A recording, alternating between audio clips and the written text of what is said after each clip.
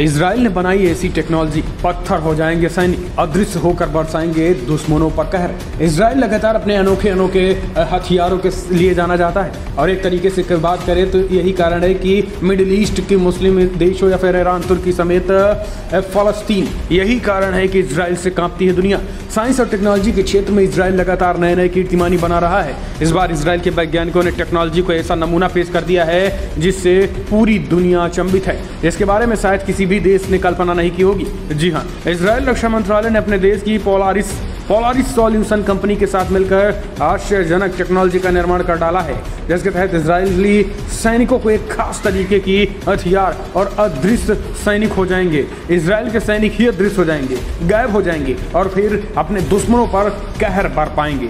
Israel की company Polaris solution ने जिस डिजाइन का निर्माण किया है उसका इस्तेमाल करने के बाद इजरायली सैनिक दुश्मनों की नज़र में पूरी तरीके से गायब हो जाएंगे और दुश्मनों के इजरायली सैनिकों की पहचान करना और करीबी नामुमकिन होगा। इजरायली रक्षा मंत्रालय ने इस तकनीक को किट 300 नाम दिया है और इसे मेटल माइक्रो फाइबर के पॉलीमर से युक्त एक छुपा थर्मल दृश्य सामग्री का उपयोग करके बनाया गया है।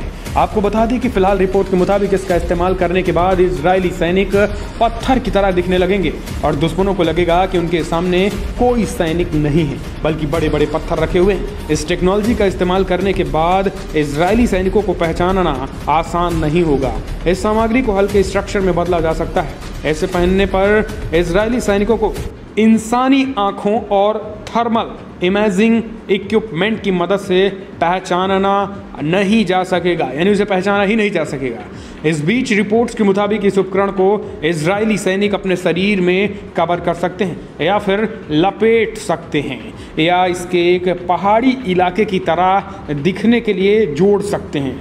इजरायली रक्षा मंत्रालय के विशेषज्ञ गाल हरारी ने कहा है कि अगर कोई शख्स इन सैनिकों की दूरबीन की मदद से देखना चाहेगा तो वो सैनिकों को पहचान नहीं पाएगा।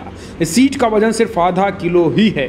वहीं इजरायली रक्षा मंत्रालय के एक अधिकारी येनेट ने कहा है कि इसका परीक्षण इजरायली डिफेंस फोर्स द्वारा किया गया है और अब इसका बड़े पैमाने पर निर्माण किया जा रहा है। इजरायली रक्षा मंत्रालय ने दावा किया है कि इस टेक्नोलॉजी का इस्तेमाल किसी भी परिस्थिति में किया जा सकता है और अगर किसी इजराइल सैनिकों को लगता है कि वो दुश्मनों से घिर गया है तो फिर वो इस सीट का इस्तेमाल कर दुश्मनों को धोखा दे सकेगा। रिपोर्ट्स के मुताबिक इसे बंडल के रूप में मोड़ा जा सकता है। इजरायली सैनिकों ने इसका परीक्षण कर लिया है और अब इसे सेना में शामिल किया जा सकता है। आपको बता दें कि इस तरीके का छल आवरण बनाने का विचार पोलारिस सॉल्यूशन के संस्थापक आसफ ने अपने व्यक्तिगत अनुभवों से लिया है। 2006 के लेबनान युद्ध के दौरान आसफ इजरायली सेना में थे और उन्होंने पाया कि सैनिकों और अपने दुश्मनों के थर्मल इमेजिंग उपकरणों के सामने पूरी तरीके से सुरक्षित नहीं हैं। इसके बाद उन्होंने इस तकनीकी को बनाने की प्लानिंग की थी और अब ये कंपनी इस तकनीकी को अमेरिका और कनाडा को भी देने पर विचार कर रहा है। दरअसल अब आप समझ गए हैं कि आखिर ये तकनीक कैसी है, यानी अगर आपके दुश्मन आपको घेर लेते हैं तो फिर एक ऐसा हथियार होगा, हथियार या हम कहें कि एक तरीके से एक ऐसी चीज़ें होगी जिससे आप उसको ढक लेंगे और वो पत्थर नुमा बन जाएगा, ठीक इस तरीके से जिस तरीके से इमेज में दिख रहा है। जो चीज़ आपको पत्थर लग रही है दरअसल वो पत्थर नहीं, उसके अंदर एक सैनिक है और वो पत्थर नुमा लग रहा है, उस पर आप विश्वास नहीं कर सकते हैं। ठीक इसी तरीके से आपका एक ऊपर से एक आवरण ढक जाएगा पन्नी नुमा, जिसके बाद ये पत्थर नुमा लगेगा। इस तरीके का एक हथियार डेवलप कर रहा है, एक उपकरण, टेक्नोलॉजी जिसे कहते हैं। तो ये अपने आप में इजराइल सेना अनोखी टेक्नोलॉजी और इस वजह से वो अपने दुश्मनों को मात देने के लिए भी पूरी तरीके से जाना जाता है। तो इजराइल का अगर मानते हैं दोस्तों, इजराइल की इस तकनीकी का भारत को भी इस्तेमाल करना चाहिए। जैसे जम्मू कश्मीर से लेकर LAC तक, लद्दाख से सच सीमे में जिस तरीके से चीन घुसपैठ करता है और भारतीय सैनिक को देखने के बाद टकराहट की सिचुएशन होती है और अगर आप भी मानते हैं कि वहाँ पे इस तरीके के टेक्नोलॉजी का भारत को भी बड़े पैमाने पर डेवलप करना चाहिए ताकि छुप कर चीन पर अटैक किया जा सके, तो कमेंट के माध्यम से अपने सुझाव दें। इस वीडियो में हम चलते हैं अगली खबर ले लेते हैं। तो दोस्तों आपको बता दें, बिग ब्रेकिंग न्यूज़ निकल के आ रही है जहां पर पाकिस्तान से टकराहट की बड़ी खबर निकल के आ रही है। जी हाँ, आपको बता दें कि ईरान, जी हाँ, ईरान से बड़ी खबर निकल के आ रही है, जहां पर ईरान अमेरिका की मनाही के बाद भी ईरान परमाणु समझौते पर ईरान ने लिया बड़ा फैसला, चौंकाने वाला। अमेरिका को तीखा जवाब देने की तैयारी, और बढ़ सकता है तनाव। दरअसल ईरान और अमेरिका के बीच परमाणु संधि को लेकर लगातार कोशिशें की जा रही हैं, और इस संबंध में वियना में तो हुई वार्ता के दौरान ईरान ने सभी पक्षों और सदस्यों के सामने स्पष्ट कर दिया था कि अब इस सौदे पर फैसला करने की उनकी बारी है। ईरान के विदेश मंत्रालय के प्रवक्ता सईद खातिजेहादान के वियना वार्ता की जानकारी देते हुए कहा है कि ईरान ने इस संबंध में न सिर्फ अपना फैसला दिया है, बल्कि इस सभी देशों को बता भी दिया है कि इस पर पूरी दूसरी पार्टियों को फैसला करना है। दरअसल परमाणु समझौते पर तनाव क्यों है, समझ लीजिए। आपको बता दें कि साल 2015 में बराक ओबामा प्रशासन के तहत ईरान और अमेरिका के बीच एक समझौता हुआ था, और इन दोनों के अलावा कुछ और देशों ने भी इस समझौते में भाग लिया था।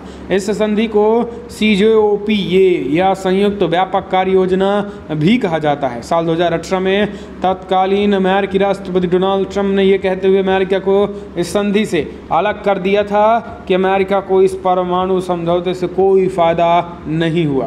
उन्होंने इस डील को सबसे बेकार बताया था। उन्होंने कहा है कि ईरान के साथ एक नई डील चाहते हैं जिसमें अमेरिका को फ़ायदा होगा, और डोनाल्ड ट्रंप ने ईरान पर कई कड़े प्रतिबंध भी लगा दिए हैं। इसके बाद साल 2019 में ईरान ने भी इस डील को खुद को दूर कर लिया था। इस डील से ईरान विदेश मंत्रालय के प्रवक्ता ने अपनी साप्ताहिक प्रेस कॉन्फ्रेंस के दौरान कहा है कि अगर इस परमाणु संधि पर फैसला ईरान में बनने वाली नई सरकार पर छोड़ दिया जाए तो इसमें कोई फ़र्क नहीं पड़ता है कि कौन सी सरकार इस पर क्या फ़ैसला लेती है। आपको बता दें कि ये भी बता दें कि ईरान और अमेरिका के बीच परमाणु संधि को लेकर चल रही बातचीत में ब्रिटेन, चीन, फ्रांस, रसिया और जर्मनी शामिल है। ऑस्ट्रिया की राजधानी वियना में भी इस संबंध में 6 दौर की बातचीत हो चुकी है। इस संबंध में सभी पक्षों के बीच बातचीत 6 अप्रैल को शुरू हुई थी।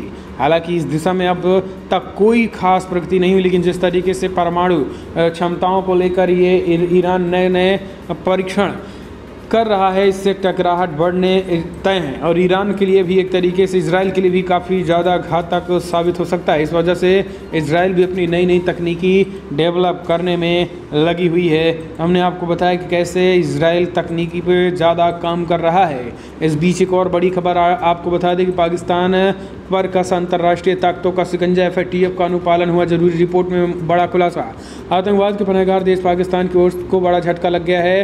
Financial task action force FATF द्वारा ग्रे लिस्ट में रखे जाने के बाद अब पाकिस्तान के लिए FATF का अनुपालन करना आवश्यक हो गया है। मंगलवार को पाकिस्तानी मीडिया ने भी इस बात को कहीं ना कहीं एक तरीके से यूरोपीय संघ के हवाले से बात की जानकारी दी है। उन्होंने कहा है कि फिलहाल 21 और 25 जून को हुई FATF की बैठक में पाकिस्तान की ग्रे लिस्ट में बरकरार रखते हुए कहा गया है कि पाकिस्तान को संयुक्त राष्ट्र द्वारा घोषित FATF में जिस तरीके से उसमें आतंकवादी संगठनों और हाफिज सईद व मसूद अजहर जैसे उनके सरगनाओं पर कानूनी कार्रवाई करनी होगी। पेरिस स्थित FATF के प्रमुख मार्कस प्लेयर ने बताया था कि डिजिटल माध्यम से आयोजित बैठक में पाकिस्तान को लेकर कोई निर्णय नहीं लिया गया, और आपको बता दें कहा गया है कि पाकिस्तान पहले अपने आतंकियों पर, आकाओं पर ये निर्णय ले, और यही कारण है कि अब FATF का अनुपालन पाकिस्तान को बेहद ज़रूरी हो चुका है। तो दोस्तों बड़ी खबरों में इतना ही, लेकिन अगर आपको वीडियो पसंद आया तो लाइक करिए। इजराइल जैसी टेक्नोलॉजी अगर आप भी मानते हैं कि भारत को डेवलप करनी चाहिए तो कमेंट के माध्यम से अपने सुझाव इस वीडियो में। जय हिंद, वंदे मातरम।